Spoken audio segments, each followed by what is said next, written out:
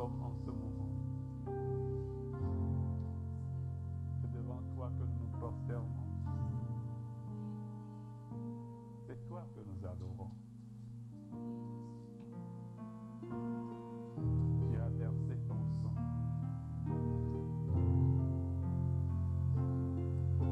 dans le jardin de Gethsémani.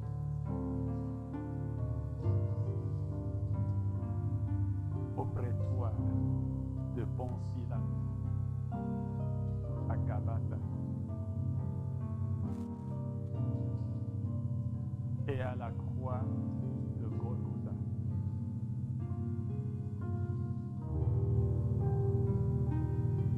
Ce sang a coulé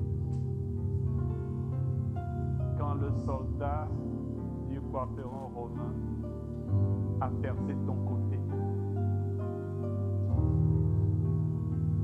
pour laver, pour ôter le péché de l'humanité. Aujourd'hui, plus que du temps de Noé, le monde a le cœur endurci et pêche à chaque moment contre le Père éternel. Mais nous implorons ta miséricorde. Nous implorons ta grâce ce matin à cause du sang versé. Et puisque ce sang est efficace et qu'il continue de parler et dit des choses meilleures que le sang du juste Abel, je crois que ce sang reprend ce que tu as dit à la croix de Golgotha. Père, pardonne-leur, car ils ne savent pas ce qu'ils font. Ôte le péché du monde et arrête cette plaie. Arrête cette plaie, Seigneur. Oh mon Dieu, arrête cette plaie.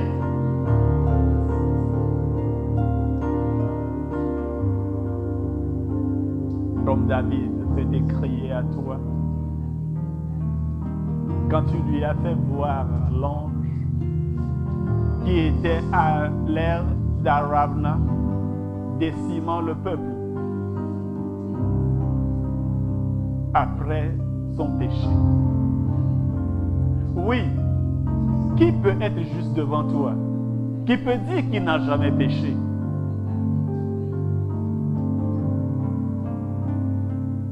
Quand la femme dite saisie en plein délit, en flagrant délit d'adultère, te fut amenée, tu as fini par dire que celui qui n'a jamais péché lui jette la première pierre.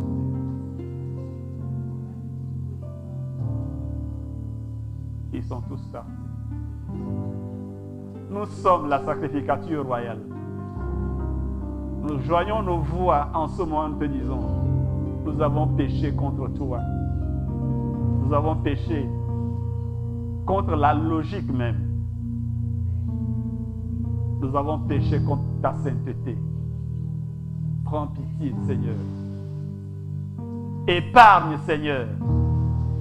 Arrête, Seigneur, l'ange de la mort. Peu importe le nom qu'on lui donne aujourd'hui, arrête-le. Merci, Père.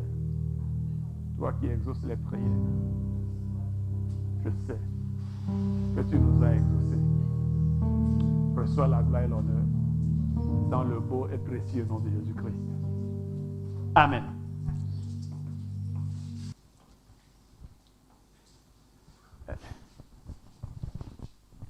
Qui voit quelque chose?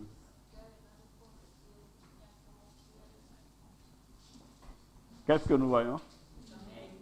Pardon?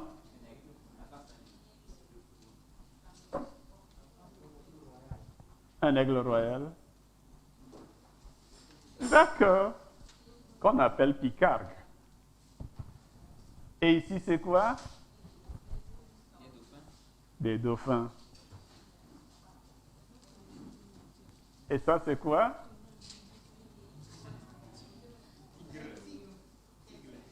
Pardon? Pardon? Vous voyez un tigre et un lion là? C'est un couple.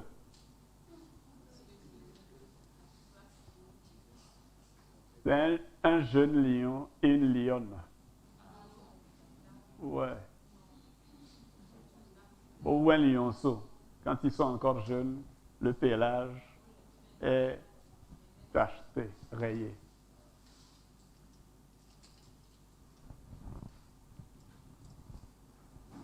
C'est toutes des créatures de Dieu, non? Des créatures comment? Quoique l'aigle soit merveilleux, quoique le dauphin soit magnifique, surprenant, extraordinaire, quoique le lion soit majestueux, impérial, tu es une créature plus merveilleuse qu'elles toutes, ces créatures-là. Tu es un chef-d'œuvre du Créateur. Tu es une couronne de la création divine. David,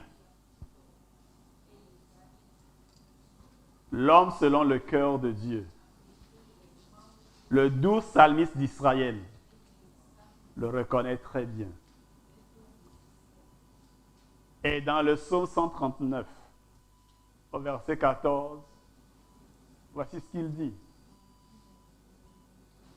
Je te célébrerai de ce que j'ai été fait d'une étrange et admirable manière. Je te célébrerai à chaque instant, chaque seconde, chaque minute, chaque heure, chaque jour, chaque semaine, chaque mois, chaque année, en chaque circonstance, de ce que j'ai été fait d'une étrange et admirable manière. Tes œuvres sont merveilleuses. Et cela, mon âme le sait très bien. Alléluia. La morosité saisit beaucoup de gens dans ces derniers jours. La tristesse est partout. Et même quels que soient les médias sur lesquels vous allez, on a des difficultés à parler d'autre chose que de COVID-19. On ne parle que de ça.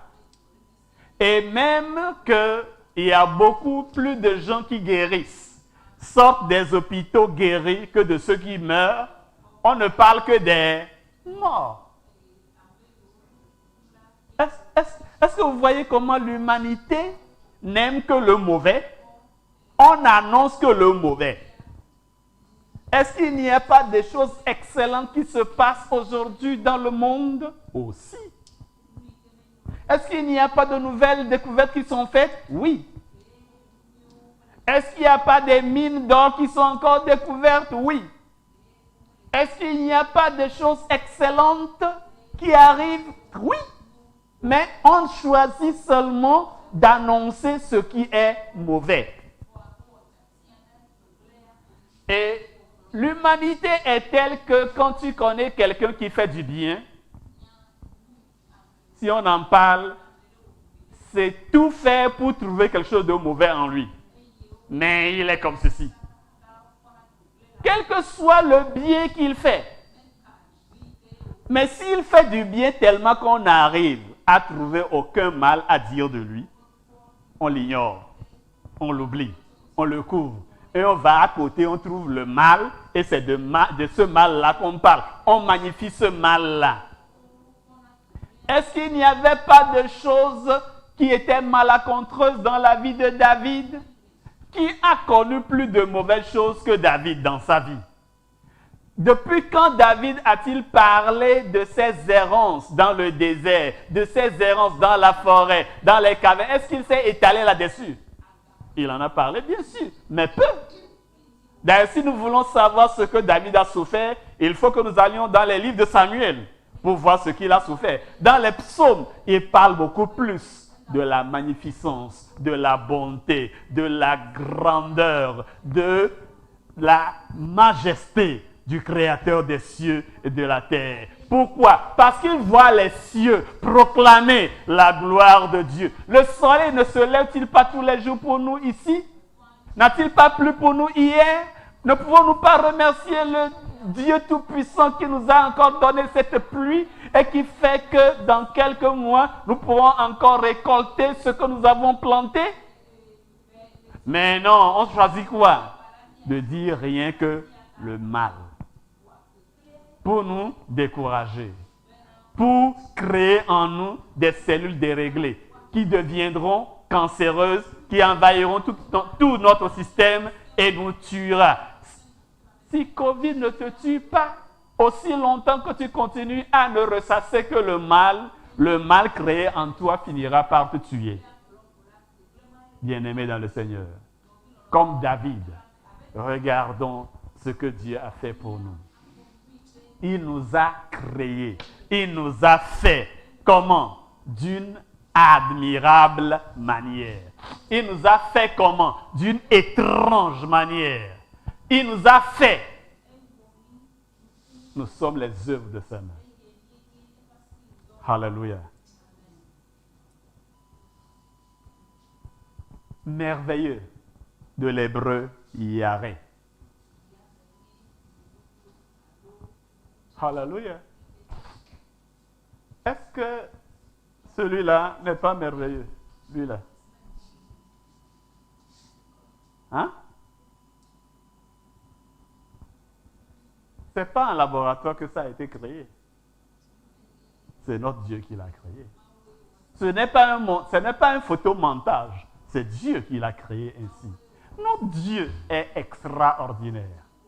Quand il décide de faire quelque chose, il le fait. Il est souverain. Et lui?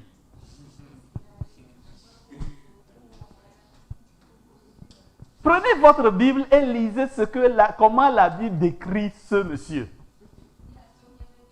Quand vous prenez 8 secondes, lisez-le à partir du 20e verset de Job 40.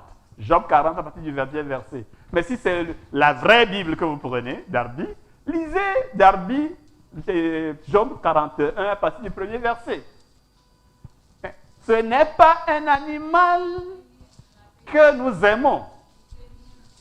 Et la Bible le présente comme le Léviathan. Et nous savons que le Léviathan et le serpent fuyant sont les symboles de Satan. Mais Dieu magnifie tellement. Parce que dans le chapitre 40 ou 41 surtout de Job, c'est l'Éternel lui-même qui parle à Job, qui parle de cet animal. Qu'est-ce qu'il veut? Qui veut me le lire? Je veux que nous écoutions ça. Paul. À partir du premier, si c'est, oui, Darby, à partir du premier verset 41. 41. Oui. Voici, on est déçu dans son attente, même à sa vue, n'est-on pas terrassé? Ah, ok, donc remonte au 20. Parce que moi, je lis l'anglais, je pense. Ok, c'est le 20. Le 20 de verset, de Job chapitre 40. 40. Voilà. Tireras-tu le Léviathan avec un hameçon et avec une corde, lui feras-tu y enfoncer sa langue? Lui mettras-tu un jonc dans le nez et lui perceras-tu la mâchoire avec un crochet? Te fera-t-il beaucoup de supplications ou te dira-t-il des choses douces? Fera-t-il une alliance avec toi? Le prendras-tu comme serviteur à toujours? Joueras-tu avec lui comme un oiseau?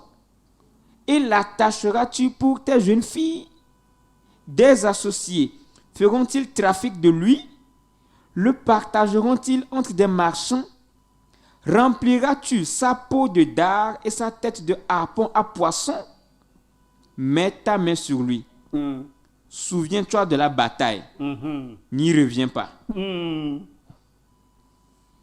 Continue, s'il te plaît. Voici, on est déçu dans son attente. Même à sa vue, n'est-on pas terrassé? Combien de vaillants peuvent s'approcher du crocodile? Hein? Pas un crocodile dompté, un vrai, du Nil. Faut t'approcher, si tu es fort. Même à sa vue, n'est-on pas terrassé? Nul n'est assez hardi pour le réveiller. Et qui est celui qui se présentera devant moi? Amen. Amen. Amen. Qui peut défier Dieu? C'est ce que Dieu est en train de dire. Si j'ai pu créer le crocodile dont tout le monde a peur, il dit ces écailles sont une armure qui sont tellement proches l'une de l'autre que même l'air ne peut pas y entrer. Il dit il se rit des traits enflammés, c'est-à-dire des flèches. Il se rit. Il dit si même les plus vaillants ont peur de l'approcher, alors qui est-ce qui peut m'approcher, moi, l'Éternel? Mais vous et moi, toi et moi, il nous a accordé la grâce de l'approcher. Alléluia. Dieu, notre Dieu, nous a créés d'une étrange et admirable manière. Yahvé veut dire dire. Tu es digne parce que tu es fille, parce que tu es fils du Dieu de toutes les dignités.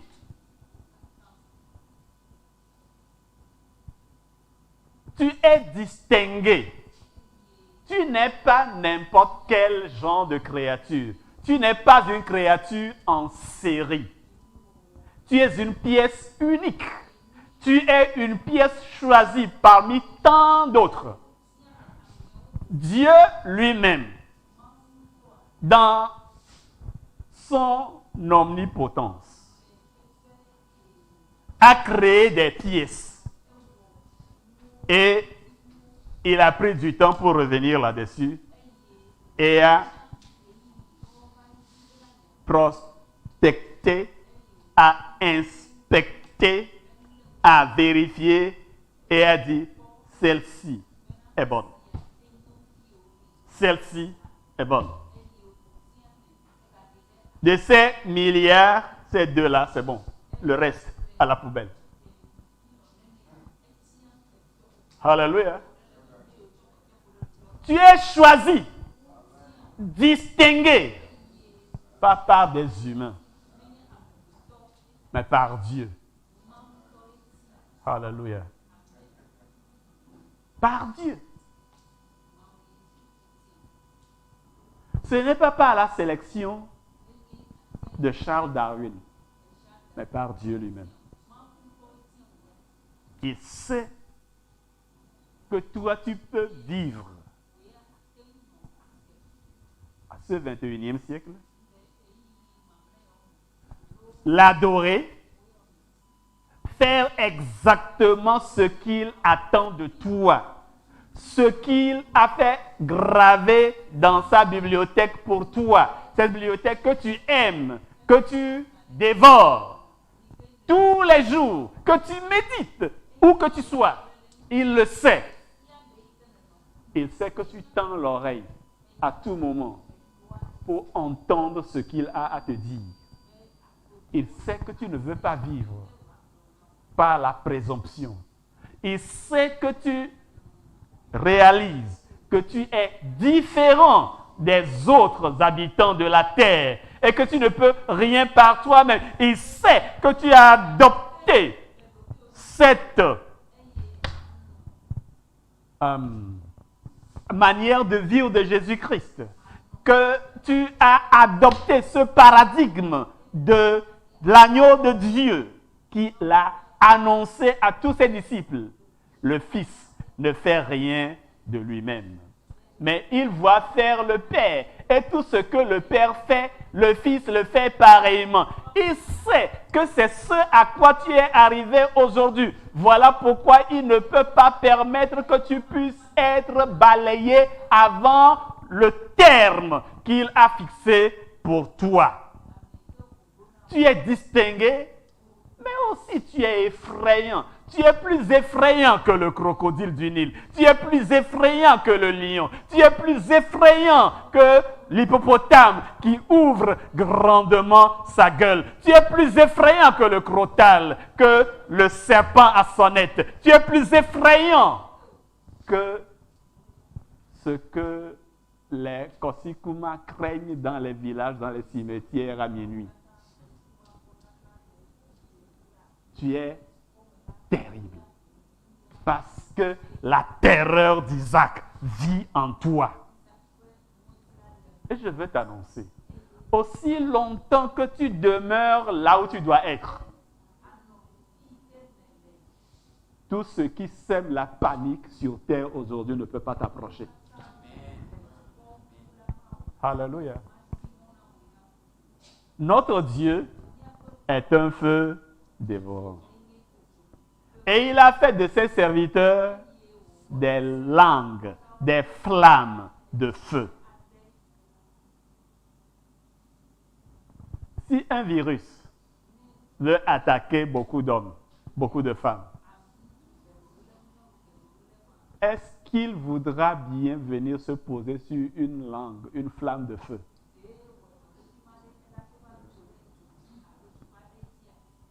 Alléluia. Tu es honorable. Tu as trouvé le temps ce matin de t'approcher de celui seul qui est digne de tous les honneurs. C'est parce que tu es honorable.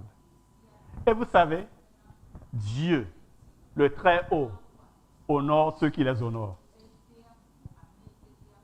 Même si aux yeux des hommes qui habitent cette terre, tu n'es qu'un lambda, qu'un numéro. Pour Dieu, tu es spécial, tu es choisi, tu es mis à part. Jusque-là, on nous parle de quelques milliers qui ont été emportés par COVID-19. Est-ce qu'ils n'ont pas de nom? Ils ont tous des noms, non? Mais quels sont ceux dont nous avons été informés? Enfin, pour nous en Afrique, au moins 3. Manu Dibango, Pape Diouf et Patrick Devedjian. Pourquoi? Parce que parmi les hommes, ils sont distingués. Ils sont honorables. Alléluia. Je ne suis pas distingué parmi les hommes. Peut-être. Mais je suis distingué auprès de Dieu. Ce n'est pas seulement dans un livre que j'ai mon nom gravé. Mon nom est gravé dans la paume de sa main. Tu as son nom gravé dans la paume de sa main. Si tu l'as accepté comme ton Seigneur, personne n'est le sauveur de ton âme. Et si tu t'es dit, je ferai ce qu'il attend de moi, quel que soit le prix que j'aurai à payer pour ça. Dieu honore ceux qui l'honorent. Et parce que tu l'honores, je t'annonce qu'il t'honore. Alléluia. Quand des gens entreront dans la cité céleste, si seulement quelques anges les accueilleront, je veux que tu saches, quand toi tu y entreras, il viendra en personne t'accueillir. Alléluia. Tu es redoutable. Redoutable.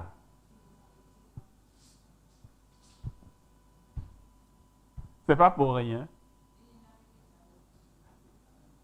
que des gens t'appellent sorcier.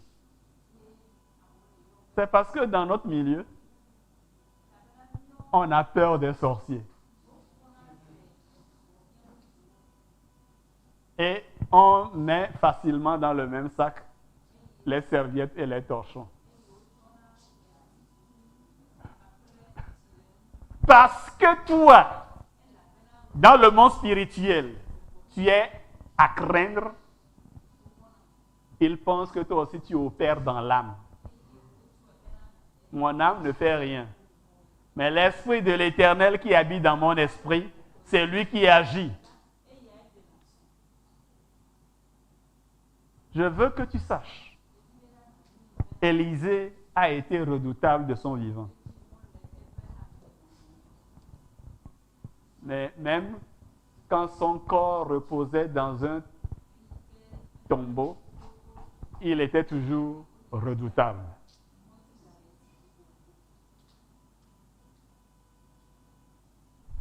Il a été enseveli comme tout le monde est enseveli en Israël. On l'a embaumé, on l'a déposé dans une cave.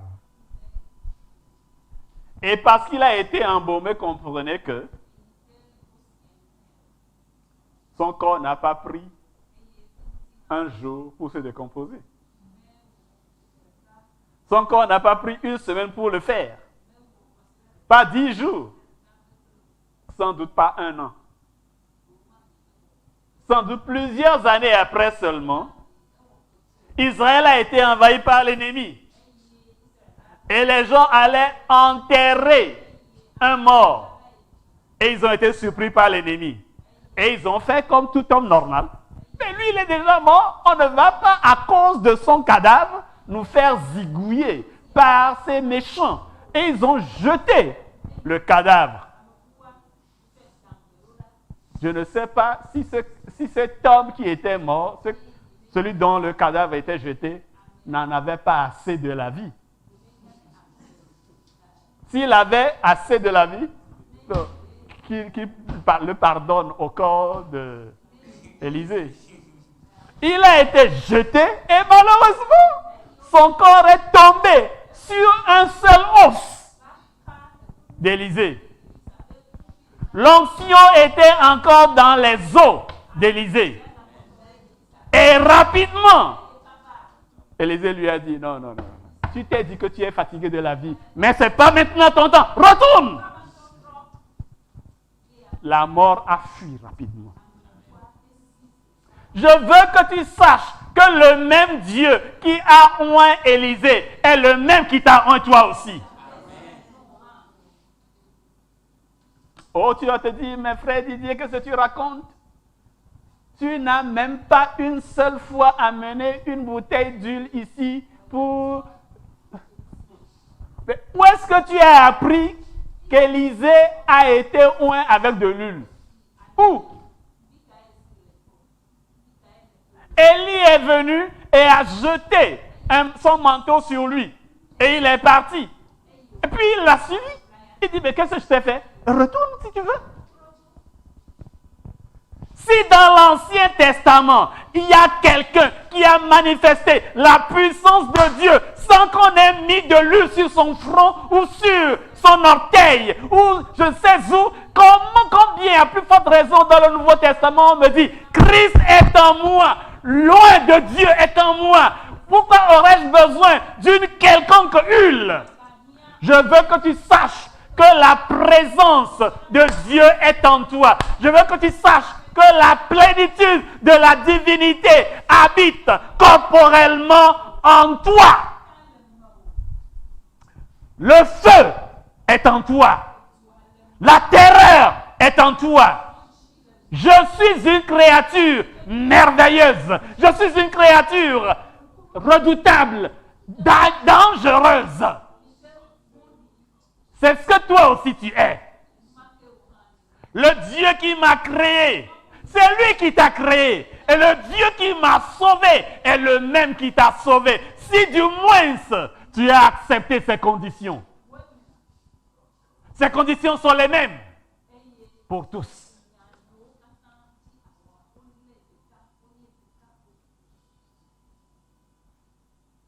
C'est terrible. Terrible et séparé, mis à part. C'est ça la sainteté. Saint veut dire mis à part pour Dieu seul. Et Dieu se révélera à travers toi comme il veut, quand il veut, où il veut. Il se montre quelquefois très doux, très pacifique. Alléluia. D'autres fois, il se montre guerrier, destructeur. Quelquefois, il se montre très patient. En d'autres occasions, il est le plus irritable, qui n'attend pas une seule seconde. Écoutez bien, pour nous les humains, pour manifester de la joie ou de la colère, il faut que tu aies écouté quelqu'un. Il faut que tu aies vu quelque chose.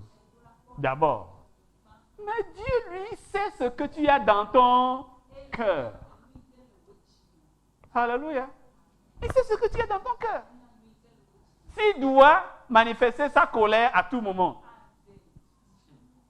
qui resterait? C'est pour ça que ce n'est pas à toi de manifester colère ou joie, mais il faut que tu laisses Dieu manifester sa joie ou sa colère en toi. Tu es une créature comment? Merveilleuse. Et il faut que tu apprennes à vivre selon ton statut de créature merveilleuse, de créature admirable. Et où est-ce que tu l'apprendras? Dans sa parole. Et qui te l'apprendra? Lui-même. L'Esprit de Dieu. C'est pour ça qu'il a dit, tous vos enfants seront enseignés par l'Éternel. C'est pour ça qu'il a dit, vous avez reçu une onction et vous n'avez pas besoin d'être enseigné. Mais est-ce que tu te soumets à l'Esprit de Dieu? Est-ce que tu te laisses conduire par cet esprit-là? Masse. Ça veut dire quoi? L'accomplissement, accompli. Tu es l'accomplissement de Dieu. Tu es une œuvre de Dieu, une affaire de Dieu, une entreprise de Dieu, un ouvrage de Dieu, un produit de Dieu. Le Dieu qui est parfait ne peut pas se contenter d'une œuvre imparfaite. S'il t'a laissé vivre sur cette planète Terre jusqu'à ce que tu aies un jour, c'est qu'il est satisfait de toi. Alléluia. Tel qu'il t'a créé. Pas tel que tu es devenu. Et si tu as 20 ans, 25 ans, 30 ans, et qu'il attend toujours, c'est parce qu'il veut que tu te conformes à l'être qu'il t'a créé pour être, pour accomplir son plan, son dessein. Dieu ne peut pas s'engager dans une affaire et faire faillite. Tu n'es pas une faillite. Tu n'es pas un échec. Tu t'es laissé abandonner peut-être à l'échec, mais je t'annonce, par la vertu de celui qui m'a appelé, que tu n'es pas un échec. Tu peux donc sortir de cet état d'échec-là. Il suffit seulement que tu te connectes avec ton Dieu, que tu te connectes avec ton Créateur. Laissez les gens parler de faillite. Dieu ne fait jamais faillite.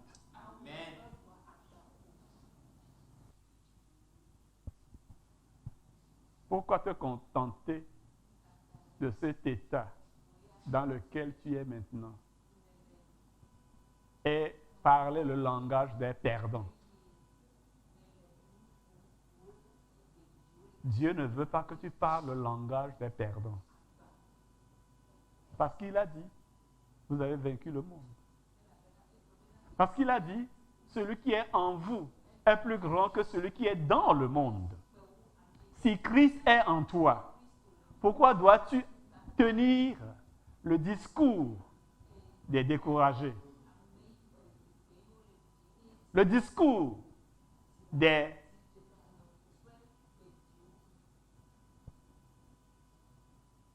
prisonniers. Nous sommes prisonniers de la joie. Nous sommes prisonniers du succès. Nous sommes prisonniers de la sainteté. Nous sommes prisonniers de l'excellence, mais pas prisonniers des cellules créées par des hommes. Nous ne sommes pas prisonniers de l'infantilisme. Nous ne sommes pas prisonniers du sexisme. Nous ne sommes pas prisonniers de la religion. Nous ne sommes pas prisonniers de l'impérialisme. Nous ne sommes pas prisonniers du consumérisme. Nous ne sommes pas prisonniers de tous les ismes qui écrasent le monde. Notre maître est doux, humble et tendre, et son joug est léger. Et il veut que volontairement nous nous mettions à sa disposition pour voir sa volonté s'accomplir, son plan s'accomplir. Si Dieu a permis qu'il y ait des tortues comme celle-ci que nous voyons, qui n'aient pas de carapace dure, mais qui puissent vivre, pourquoi toi tu ne pourrais pas vivre et réussir ce pourquoi il t'a envoyé sur terre? Si tu t'accroches à lui. Accroche-toi au Seigneur.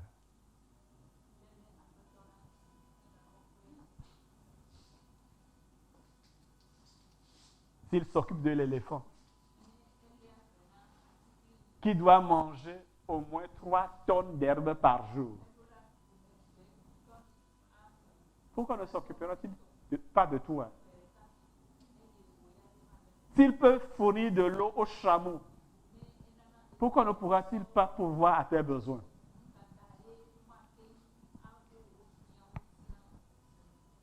Bien-aimés dans le Seigneur,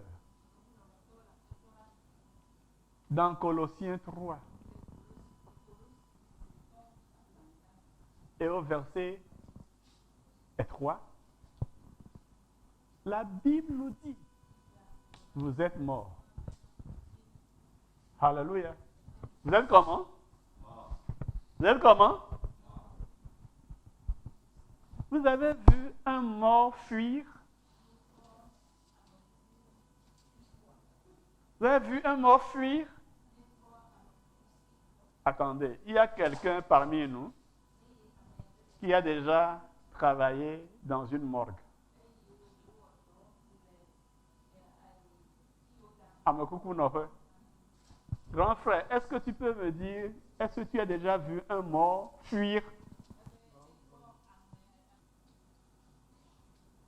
Donc ce qu'on nous raconte là, c'est faux quoi. On raconte que la nuit, quelques morts se lèvent et voulaient gifler pour qu'ils se recouchent. Ok, d'accord. D'accord. Amen. Le mort ne fuit pas. Le mort ne peut pas avoir peur. Alléluia. Le mort ne tremble pas. Le mort n'a pas faim. Le mort n'a pas froid. On le met dans un casier réfrigéré. Il est là-bas. Alléluia. La Bible me dit, la Bible te dit, la Bible nous dit, vous êtes morts. Morts. Morts. Ça veut dire quoi? Vous ne pouvez plus rien faire. Vous ne pouvez pas bouger. À la morgue, si un cadavre bouge, c'est que quelqu'un l'a bougé. Est-ce que c'est clair? Vous me saisissez? Si un cadavre bouge, c'est que quelqu'un l'a bougé. Vous êtes mort. Qu'est-ce qui te fait bouger? Pourquoi tu bouges? Qu'est-ce qui te bouge?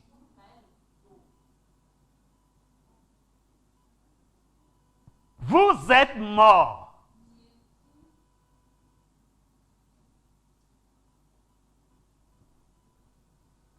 Et pourtant, nous bougeons. On ne t'a pas amené ici ce matin. Tu es venu par toi-même. Tu as quitté ton lit. Et toi qui nous suis en ligne, tu es venu t'installer. Toi-même. Qu'est-ce qui se passe alors? La Bible continue et nous dit, votre vie est cachée. Votre vie est cachée. Bien-aimés dans le Seigneur. Ceux d'entre vous qui avez des comptes en banque, est-ce que vous vous inquiétez pour ce que vous avez mis à la banque? Si un voleur est passé par là ou pas, c'est votre problème? Répondez-moi s'il vous plaît. Pourquoi? Parce que vous avez fait confiance à la banque, n'est-ce pas? Vous avez fait confiance à l'UTB, vous avez fait confiance à l'Ecobank, vous avez fait confiance à Atlantic Bank, vous avez fait confiance à la BTCI, vous avez fait confiance à Aura Bank et à quelle autre banque sais-je encore?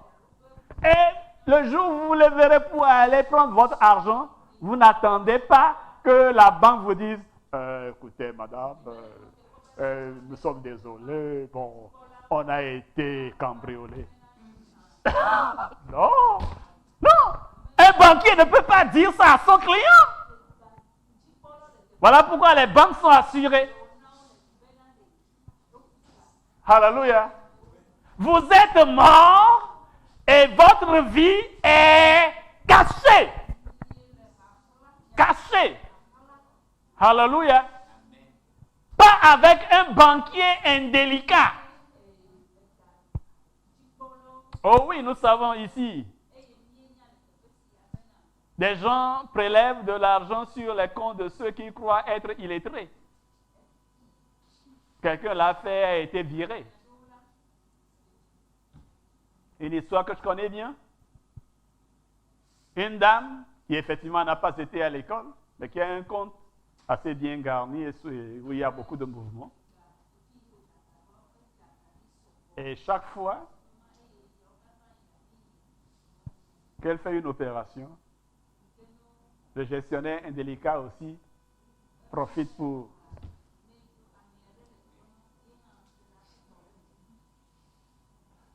Un jour, elle est allée déposer 300 000 francs sur son compte.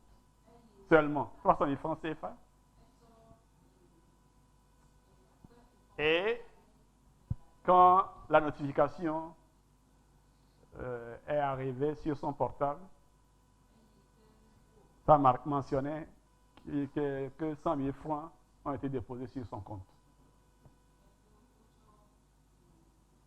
Bon, même si elle ne sait pas lire, elle a eu la présence d'esprit de présenter la notification à l'une de ses filles, qui lui dit, bon, ouais, c'est une notification qui est venue que tu as déposé de l'argent sur son compte. Il dit, combien? Sa fille lui dit, 100 000 francs. Elle dit, ah non, je n'ai pas déposé 100 000. Elle se lève de ce pas, elle va à l'agence, elle dit, ben, écoutez, je suis venu déposer de l'argent sur mon compte. Elle dit, oui, mais ce qui m'a été notifié, ce n'est pas ce que j'ai déposé. J'ai déposé 300 000 francs, mais on me signale que j'ai déposé 100 000 francs. Et on a commencé par investiguer, et on s'est rendu compte que son gestionnaire avait l'habitude. Mais nous, notre vie est cachée avec qui? Avec Christ. Ma vie est cachée avec Christ. Ta vie est cachée avec Christ. Alléluia. Ou pas à la banque.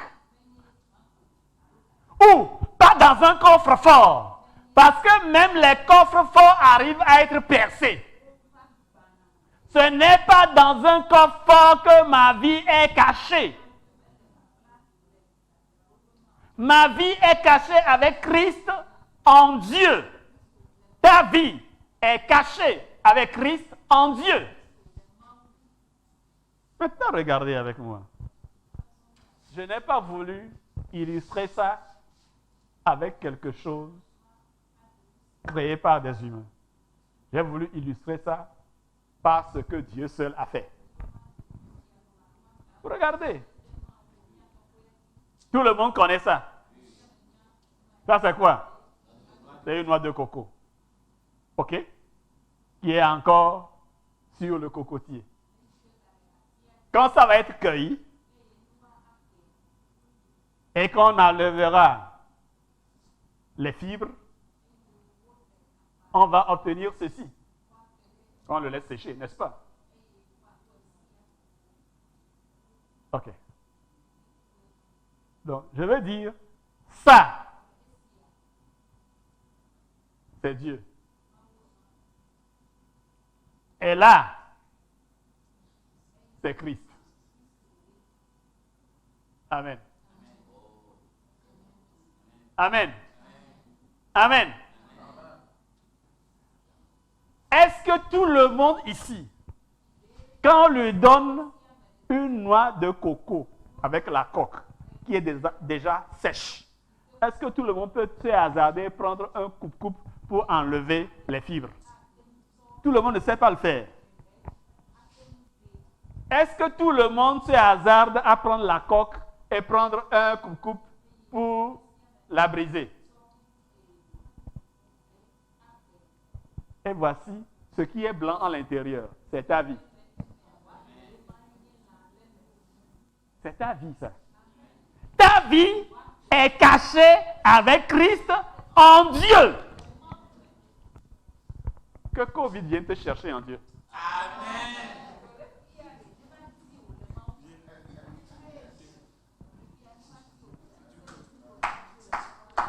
Qu'il vienne te chercher.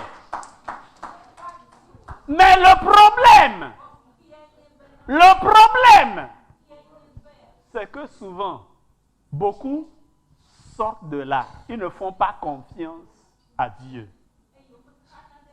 Comme des gens qui ouvrent un compte à la BTCI et qui apprennent qu'il y a des malversations à la BTCI, qui disent « Je n'ai plus confiance à la BTCI ». Ils vont fermer leur compte et prennent tout là-bas et ils vont ouvrir le compte à Orabank. Quand ils apprennent qu'Orabank a des problèmes, ils vont fermer le compte, ils prennent, ils vont à Ecobank. On dit « Ecobank, il y a un problème », ils ferment, ils vont où? À Banque Atlantique. Ils vont à NCA. Alléluia. Notre Dieu est un Dieu fidèle. Il est comment? Fidèle. Il gardera ton dépôt. Je dis quoi? Il gardera ton dépôt. C'est une assurance. Il est éternel et il ne restera jamais à devoir à personne.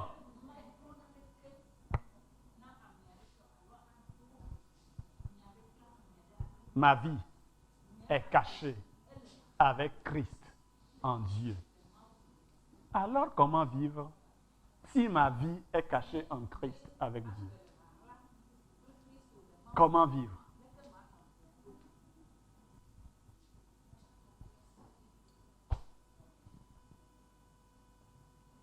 C'est simple. Simple. Le juste vivra comment? Par sa foi. Habakkuk 2, verset 4. Bon, peut-être que j'ai modifié. Alors le frère Paul va nous le lire. Habakkuk, chapitre 2, verset 4.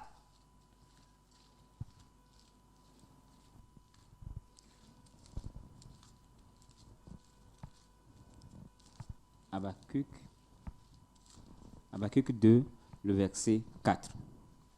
Voici son âme, enflée d'orgueil, n'est pas droite en lui, mais le juste vivra par sa foi. Amen. Amen. Oh oui, nous avons des passages parallèles. Romains 1, 17 nous dit le juste vivra de foi. Galates 3, 11 dit le juste vivra de foi. Hébreux 10, 38 nous dit le juste vivra, mon juste vivra de foi. Mais s'il se retire, mon âme ne prendra pas plaisir en lui. Mais je veux que nous continuions au Habakkuk 2, 4. Il dit, le juste vivra par sa foi. Qu'est-ce que ça veut dire? Le frère Ézéchiel ne vivra pas par ma foi. Même mon épouse Louise ne vivra pas par ma foi. Alléluia. Chacun vivra par sa foi. Chacun.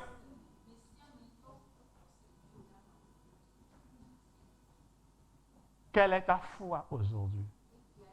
Quel est l'état de ta foi? Je sais que tu connais bien la définition de la foi. Et si je demande à un frère, à une soeur maintenant de me citer Hébreux 11, 1, il le fera avec aisance. Mais ce n'est pas une question de récitation. Beaucoup de Français connaissent très bien les animaux malades de la peste, de La Fontaine. Mais ça ne leur a pas fait grand bien. Et même les Togolais le connaissent, cette fable-là.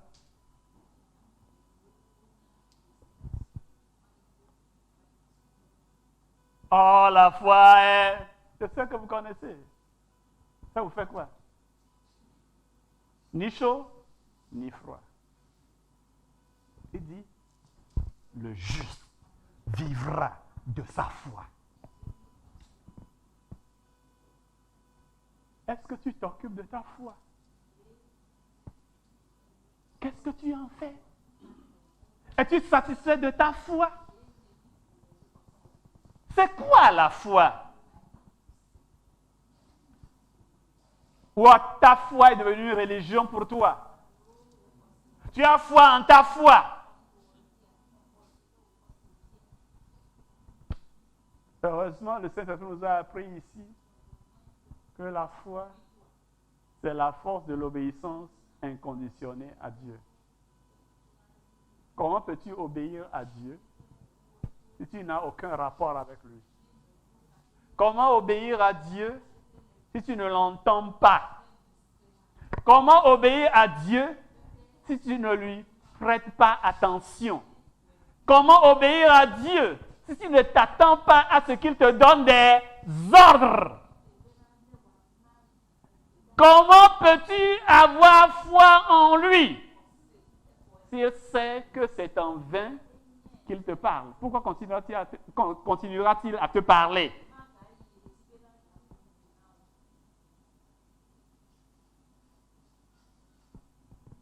Le juste vivra par sa foi. Et le Seigneur a départi une mesure de foi à chacun d'entre nous. Qu'as-tu fait de cette mesure de foi que Dieu t'a accordée?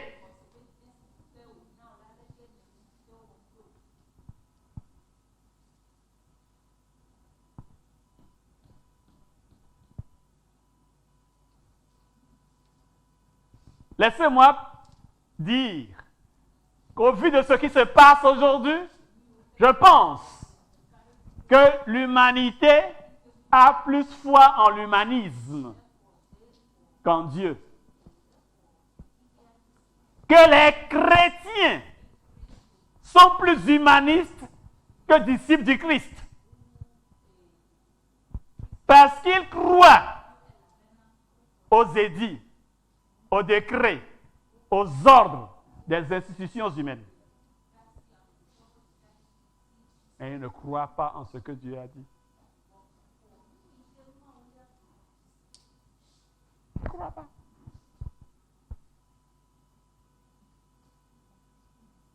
mon juste vivra de foi.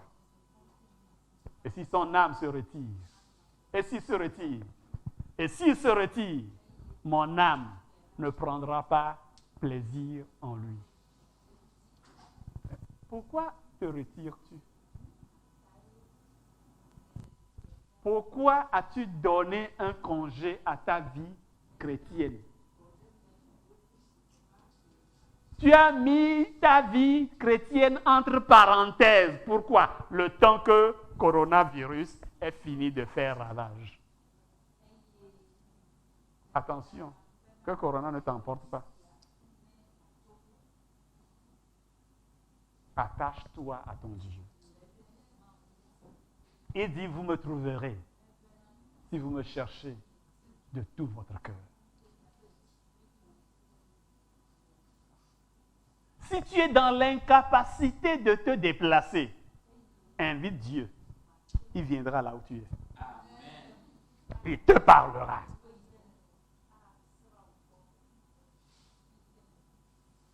Bien-aimés dans le Seigneur, nous devons expérimenter Dieu.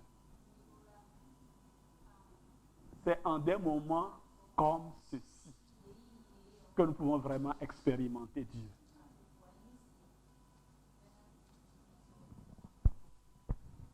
J'ai toujours dit qu'au MSR, nous sommes tous des leaders. Mais il y a leader et leader. Alléluia. Dans Exode, Jéthro, qui était un leader déjà assez chevronné, est venu voir ce que faisait son beau-fils, son gendre, Moïse, et lui a dit, ce que tu fais n'est pas bien. Il faut que tu établisses des leaders de 10, des leaders de 100, des leaders de 1000, et tous viendront te rendre compte s'ils sont dépassés par les cas qui leur sont présentés.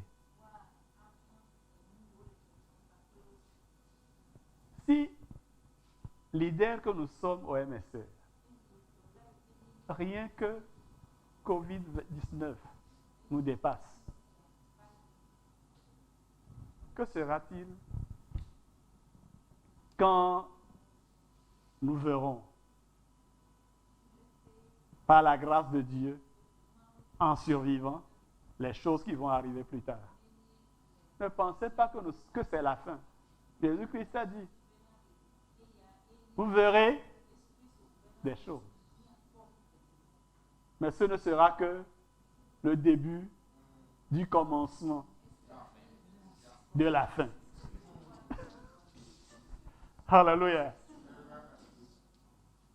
Oui, ça c'est rien. J'ai cette conviction, je l'ai partagée avec vous dimanche passé, qu'on va trouver rapidement, plus rapidement qu'au sida, un remède à cette affaire. Mais ce ne sera pas la fin. D'autres viendront. Est-ce que vous voyez qu'il n'y a que les chrétiens, ou bien ceux qui se disent chrétiens, les religieux, qui paniquent? Pas plus tard qu'hier, quelqu'un a encore trouvé le loisir de commettre un acte terroriste en France. L'ennemi ne se repose pas. C'est pour ça que nous devons rester cachés avec Christ en Dieu, tout le temps. Je ne suis pas à même de me protéger. Je ne suis pas à même de garder ma vie. Voilà pourquoi Dieu me l'a réclamé. Et celui qui lègue, qui donne à celui qui ne peut rien perdre, ce qui ne peut pas lui-même garder, n'est pas fou. Je dis, parce que je sais que je ne peux pas par moi-même garder ma vie. En la donnant à Dieu qui ne peut jamais la perdre, je ne fais pas acte de folie, mais c'est un acte de sagesse. Soyons sages. Vivons par la foi. Ça veut dire quoi? Arrêtons de nous dire, je suis majeur, vacciné. Je sais ce que je veux. Je ferai ce que je veux. Je le ferai de la manière dont je veux. Et personne n'a à me dicter quoi que ce soit. Je n'ai d'ordre à recevoir de qui que ce soit. Bien-aimés dans le Seigneur. Mais laissons le Saint-Esprit nous mouvoir. Aiguisons nos oreilles. La foi vient de ce qu'on entend, et ce qu'on entend vient de la parole du Christ. Ici, je préfère citer Louis II. Darby dit de la parole de Dieu. Louis II dit de la parole du Christ. Pas de la parole d'un certain gourou. Pas de la parole d'un autre prophète. Mais de la parole du Christ. Pas de la parole d'un chaman. Pas de la parole d'un psychologue. Pas de la parole d'un psychanalyste. Pas de la parole d'un exhortateur. Mais de la parole du Christ. C'est de là que vient la foi. La foi qui sauve. La foi qui fait vivre. Tu veux vivre une vie qui plaise à Dieu? Écoute la parole de celui que lui-même a présenté comme étant son fils bien-aimé, en qui il trouve tout son plaisir. Et qu'est-ce qu'il a ajouté à cela? Écoutez-le. Écouter veut dire pratiquer ce qu'il ordonne. Et ce Christ Jésus, puisque c'est de lui qu'il s'agit, dit, si quelqu'un veut venir après moi, qu'il renonce à lui-même, qu'il prenne sa croix et qu'il me suive chaque jour. Ça veut dire quoi? Je n'ai pas à me lever de moi-même, de faire ce que je pense devoir faire. Le paradigme, je vois le Fils éternel de Dieu, mon grand frère, mon Seigneur, mon maître, faire, et je le fais exactement comme lui. Alors qu'est-ce que j'ai à faire? Je lui demande de m'ouvrir les yeux afin que je puisse percevoir ce qu'il est en train de faire. Vis par ta foi. Nous sommes nés individuellement et nos vies sont à nous. Est-ce que tu as décidé de la confier, ta vie, à Dieu? Tu le sais. Est-ce que tu laisses Dieu mener cette vie en toi? Tu le sais. Es-tu prêt à faire les corrections qui s'imposent aujourd'hui? À toi de décider. Bien-aimé dans le Seigneur. Chers auditeurs, il est important que tu te décides maintenant. Maintenant, nous ne sommes pas meilleurs que les milliers qui sont déjà partis. Nous ne sommes pas meilleurs que les millions qui finiront par partir avant la fin. Oh oui, nous avons prié pour que le Père arrête l'ange de la mort rapidement. Il nous a exaucés, c'est vrai. Mais est-ce que le monde est revenu à lui-même? Au moins comme le faisait le Pharaon. Avant que nous ne passions au prochain acte. Ah oui, c'est du drame. Les théâtres ont fermé, mais Dieu, lui, il est toujours en train de d'étaler son talent, de montrer. Sa troupe agit. Bien-aimés dans le Seigneur, sommes-nous prêts à regarder le prochain acte? Que le Seigneur nous fortifie. Le juste vivra par sa foi. Bâtis ta foi. Tu es étudiant. Les écoles sont fermées. Tu es élève. Les écoles sont fermées. L'université est fermée. Est-ce que tu mets à profit ce temps pour bâtir ta foi? Ou alors tu es sur Internet pour voir combien de victimes Covid a fait? Tu veux voir comment la police africaine est en train de chicoter ceux qui ne respectent pas le couvre-feu? Tu veux voir ce que Duterte est en train de faire à ses compatriotes?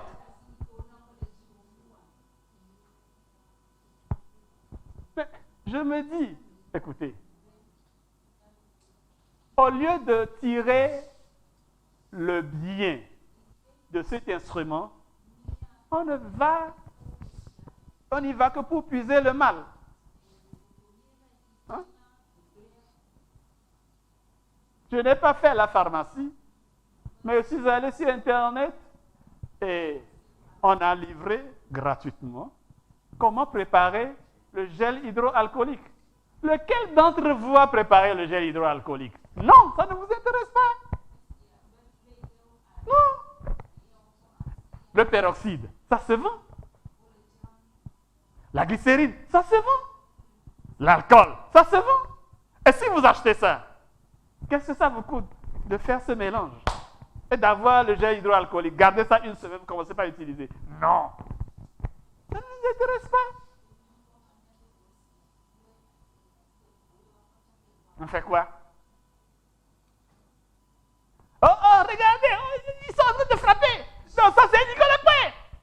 Qui t'a dit que c'est Nicolas Coué? Qui t'a dit que c'est Nicolas Coué? Le juste vivra par quoi? Heureusement qu'on ne peut pas voler la foi de quelqu'un. Heureusement. Si tu bâtis ta foi, elle est pour toi et pour toi seul. Personne ne peut se lever de nuit et venir voler ta foi. Oh oui, nous sommes dans la saison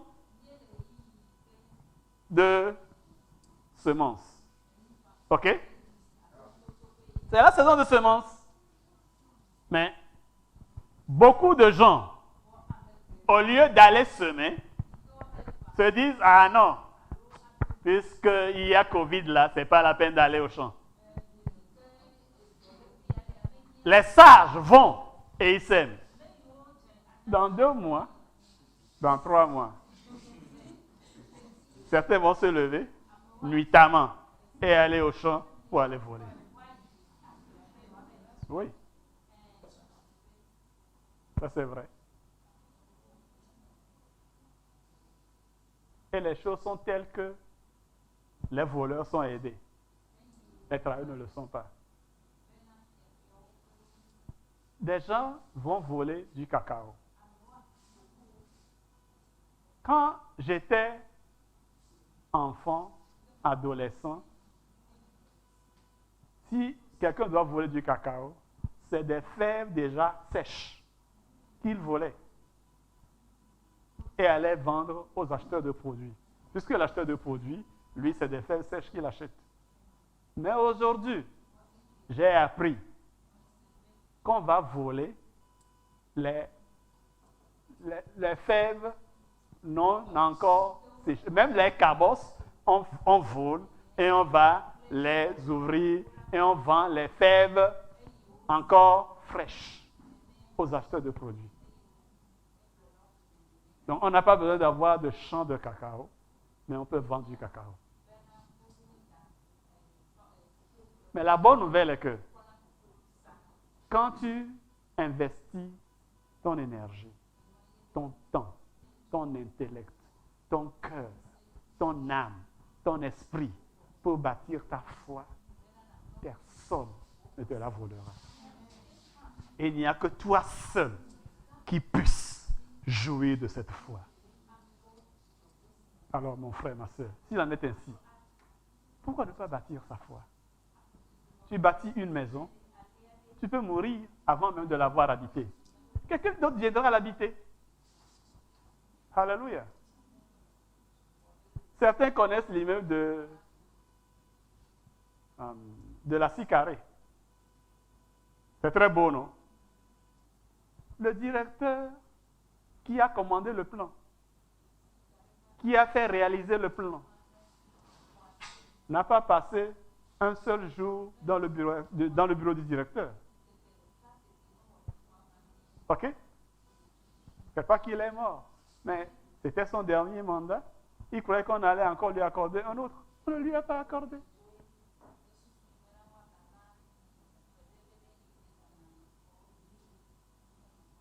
Construire des maisons, acheter des voitures, c'est bien. Mais il se peut que tu achètes cette voiture de grand prix et que toi, tu n'aies même pas à la conduire. La dernière fois que le surintendant de l'église de la vie chrétienne rachetée de Dieu était venu au Togo, un frère en Christ a acheté une limousine neuve qui devait lui servir pendant son séjour au Togo. Avant qu'il ne vienne, lui, il est parti. Celui qui a acheté est parti. Il n'a pas vu que Adeboye a utilisé le véhicule que j'ai acheté. Est-ce qu'il a pu en tirer la gloire des hommes? Non. Mais la foi qu'il aurait avoir développée avant, personne n'en jouirait plus que lui. Je peux permettre à quelqu'un de jouir de ma foi, mais il ne peut pas en jouir plus que moi. Si j'ai la foi que je peux guérir des malades, je ne vais pas attendre d'être malade moi-même pour me guérir. Je vais guérir des malades. Si j'ai la foi que je peux prier et arrêter la pluie, je peux faire profiter certains à cela. Mais ultimement, c'est moi-même qui profite de ma foi. Alors mon frère, ma soeur, pourquoi ne pas bâtir sa foi? La Bible nous dit, la crainte de Dieu est le commencement de la sagesse. Si la force de l'obéissance inconditionnée à Dieu est la foi, alors si je crains Dieu, je lui obéirai de façon inconditionnelle. Veux-tu bâtir ta foi solidement? Je voudrais que toi et moi nous levions et comme les disciples, nous demandions à Dieu d'augmenter notre foi. Puisque nous vivons des temps de confinement, puisque nous devons rentrer dans nos chambres, comme il le dit lui-même dans Ésaïe 22, mon fils, fais quoi? Rentre dans ta chambre et cache-toi jusqu'à ce que le courroux, le malheur soit passé. Il nous faut beaucoup de réserve. OK?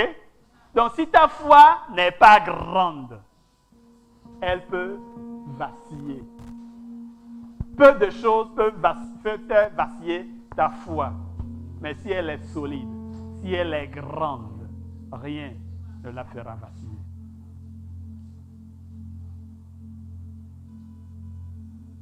Matunyeho, Dagagbeji, Magbojidi, Matwinwe, Nyekpleye, Sunyaneme, Lejipo,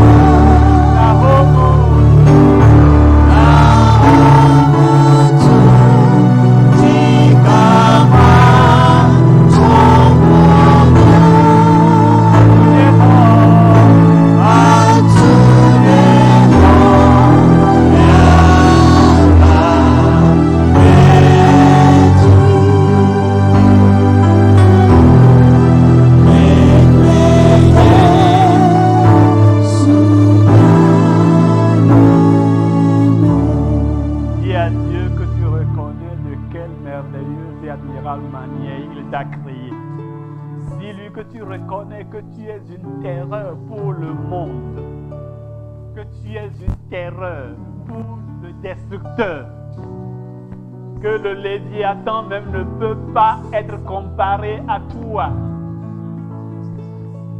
Que comparé à toi, le Léviathan, le crocodile est d'une vulnérabilité déconcertante, surprenante.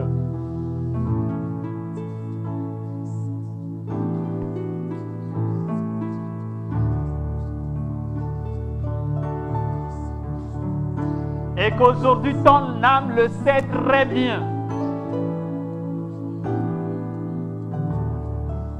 Qui ne t'a pas créé en série, mais que tu es une pièce unique parmi des pièces uniques.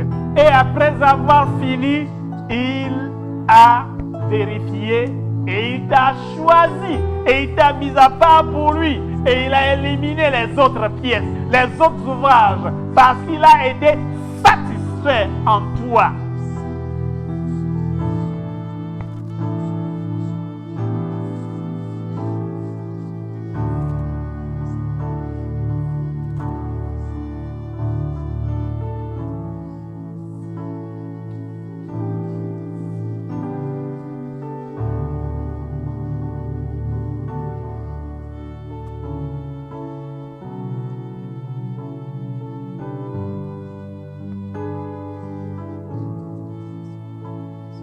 Et qu'en lui, tu as toute la dignité à laquelle l'humanité pourrait rêver. Toute la dignité à laquelle un roi, une reine, un président pourrait rêver. Et ne jamais atteindre. En lui, tu es dit.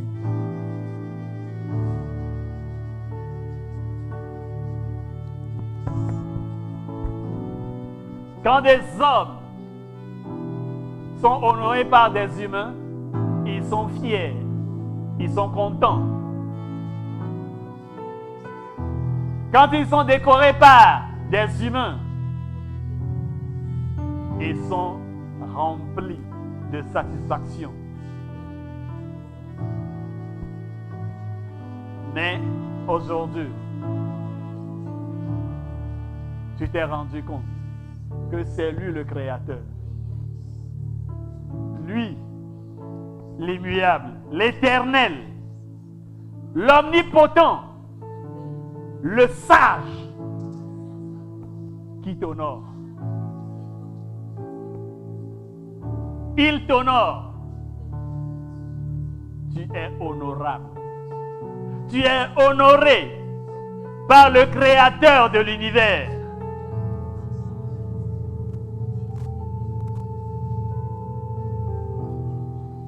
Alors tu ne perds rien du tout en l'honorant à ton tour, en le glorifiant, en te prosternant devant lui, en dansant à sa gloire, comme David l'a fait. Michal s'est moqué de David, mais David s'est dit, et lui a dit, écoute, tu dis que je me suis comporté comme un vulgaire kidam. Je le ferai encore devant ces jeunes filles dont tu parles et devant mon Créateur, celui qui m'a trouvé meilleur à ton père et qui lui a arraché le royaume et me l'a donné. Oh, je t'adore, mon Dieu, mon Créateur. Je te loue, je te glorifie. Tu es mon Dieu. Tu es fidèle. Tu as accompli toutes tes promesses. Elles sont toutes oui et amen en Christ Jésus. Béni sois-tu.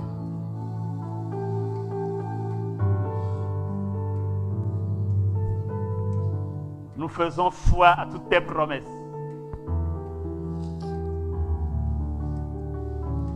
Tes promesses sont tes paroles. Et prises ensemble, c'est ta parole. Et ta parole s'est faite chair. C'est ainsi que toutes tes promesses pour nous se matérialiseront dans nos vies. Béni sois-tu.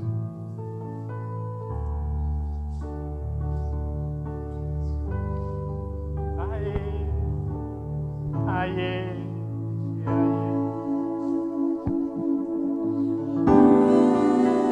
Aïe.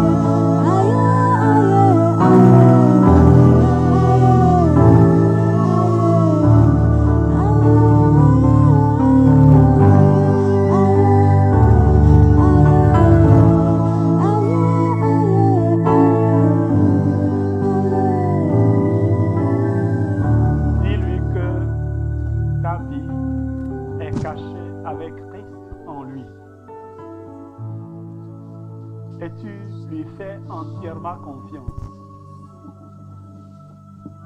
Personne, rien ne saurait se présenter devant lui, le feu dévorant. Lui, le lion de la tribu de Juda, le terrasser,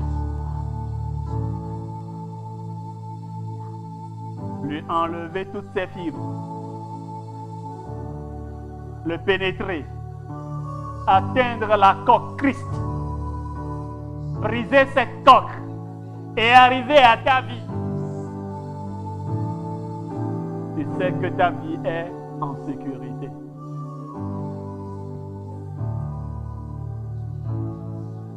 Parce qu'il est plus que capable d'en garder le dépôt.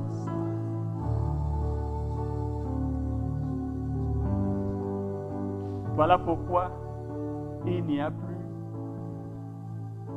une ombre de crainte ou de doute en toi.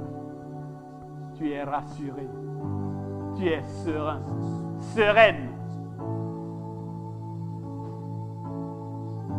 Bénis son Saint.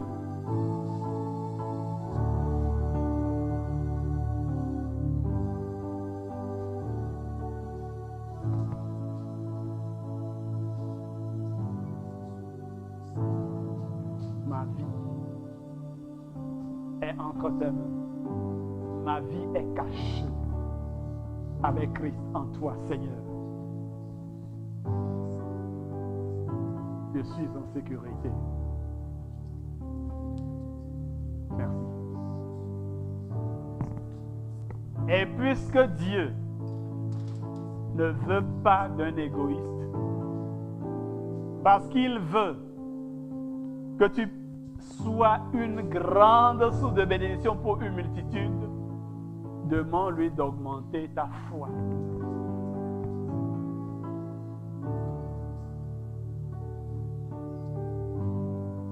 Comme ça, quand tu diras à quelqu'un sois guéri, il sera guéri. Au nom de Jésus-Christ. Quand tu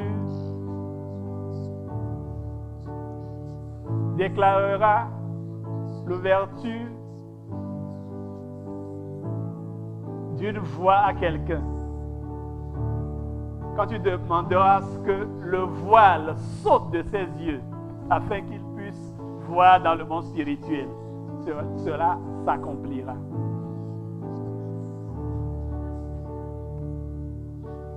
Quand tu ordonneras la délivrance d'une âme, elle s'opérera.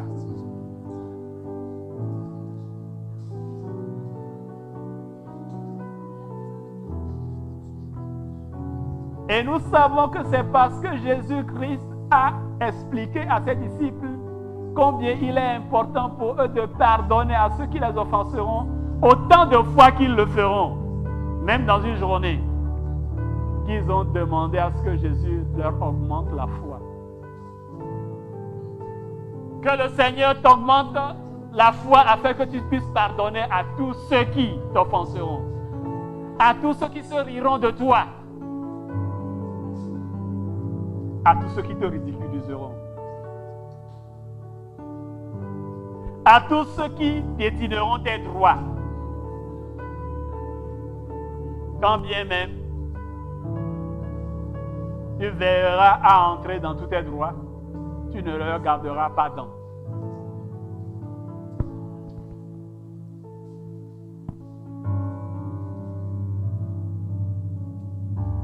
Augmente-nous la foi, Seigneur.